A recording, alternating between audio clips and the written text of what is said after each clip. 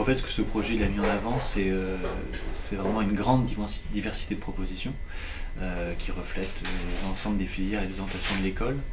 Et ce qui est intéressant, c'est que en fait, il n'y a pas un travail qui est fait en silo, c'est-à-dire qu'il y a une sorte de fertilisation qui se passe entre chaque projet. Les gens de la mode vont apporter un univers, des références, une culture que n'ont pas les étudiants qui sont dans la filière par exemple de média design.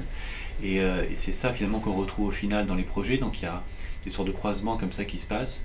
Et puis à la fin, on retrouve un grand panel de propositions qui chaque fois reflètent une orientation plutôt numérique, plutôt objet, plutôt espace, plutôt mode.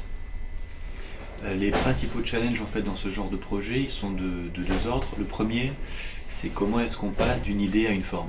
C'est-à-dire comment est-ce qu'un concept qui a émergé dans la tête d'un étudiant, à un moment donné, prend corps, s'incarne dans une matière, dans un volume, dans un véritable objet. Et donc là, il a fait un travail qui peut être parfois assez complexe pour que la fragilité de l'idée ne soit pas justement complètement perdue dans cette transition-là.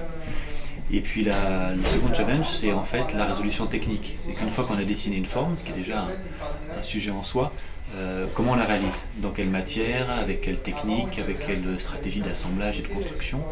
Et tout l'enjeu là, c'est que la technique soit réellement au service du projet et non pas l'inverse, qu'elle ne soit pas un frein ou une contrainte. Et c'est la façon dont on déplace ce curseur là qui fait que le projet est respecté depuis l'idée jusqu'à sa réalisation.